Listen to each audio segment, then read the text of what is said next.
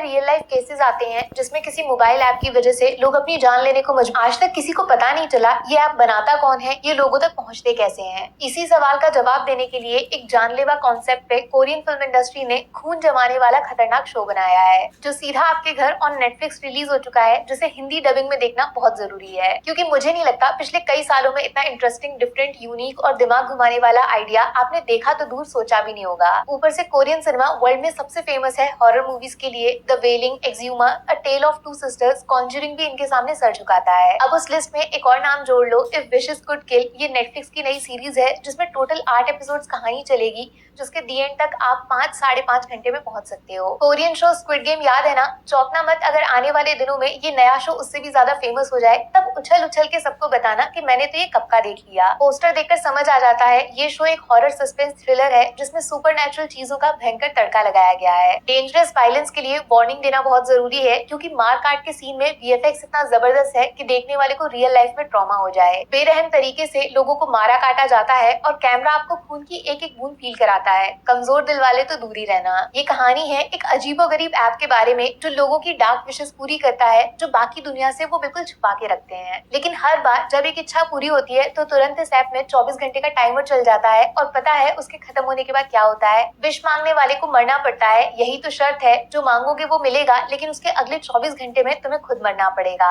और सबसे डरावनी बात बताऊं आपको, ये ऐप रियल लाइफ में भी एग्जिस्ट करता है। सर्च करके देख सकते हो, बट ट्राई करने की गलती मत करना, ओके? हाँ, तो ये कैसे, क्यों और कौन कर रहा है, ये समझाने में शुरुआत के 4 एपिसोड्स लगते हैं। सवाल आपकी तरफ उछाले जाएंगे और आप उसमें फंस जाओगे। फिर 5 और 6 में एक भयानक श्राप से पर्दा हटाया जाता है। गजब की डिटेलिंग ताकि ऑडियंस फिक्शन को रियलिटी समझ के उसके साथ कनेक्ट कर जाए। एक एक्स्ट्रा एंगल भूत प्रेत वाला, एक मोबाइल ऐप को जादू टोने, ब्लैक मैजिक और इंसान के दिमाग में छुपी दूसरी दुनिया से एक्सप्लेन करने की कोशिश। सबकॉन्शियस थिंकिंग, जहाँ इंसान का इमेजिनेशन प्रो मैक्स होता है, उसमें हॉरर क्रिएट करने के लिए तांत्रिक वाले डार्क सीन्स को यूज किया जाता है। और ये सीन जंपस्केयर स्टाइल में अचानक से आएंगे, हॉरर से ज्यादा उस सीन के अनएक्सपेक्टेड टाइमिंग से डराएंगे। हर एक चीज पे इतनी ज्यादा रिसर्च की गई है, जैसे कि इस मास्क के पीछे भी कहानी छुपी है और इस लड़की के हाथ में बंधे धागे का भी इम्पोर्टेंट रोल है। लेकिन सबसे ज्यादा चीख पुकार मचने वाली है लास्ट के 2 एपिसोड 7 और 8 में, जहाँ खून खराबा एक्सट्रीम लिमिट्स को पार कर जाता है। जो अकेले देखेगा वो सो नहीं पाएगा। बेस्ट चीज ये है कि पूरी कहानी इस एक सीजन में खत्म हो जाती है। पार्ट 2 का पंगा नहीं है और मजे की बात, इस शो के जैसा आपने पहले कुछ देखा नहीं है। तो आप गैस नहीं कर सकते कि कहानी की शुरुआत जितने लोगों के साथ हुई है उनमें से कौन या कितने क्लाइमेक्स तक सही सलामत बचेंगे या फिर राम नाम सत्य। 50-50 परफेक्ट बैलेंस किया है दिमाग लगाने में और दिमाग को डराने में। ऑलमोस्ट हर एपिसोड में एक विश मांगकर मिस्ट्री बनाते हैं, फिर उससे लोगों के मरने के अजीबोगरीब तरीकों से हॉरर दिखाते हैं। 5 घंटे में से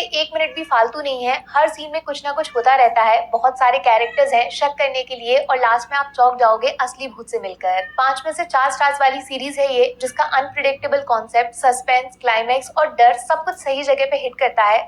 बस एक शिकायत, इस शो के कैरेक्टर्स थोड़े बेवकूफ लग सकते हैं। गारंटी है मेरी, एक बार देखना शुरू करोगे तो बीच में नहीं रुकोगे। बस चाय, मैगी और पॉपकॉर्न का इंतजाम कर लेना।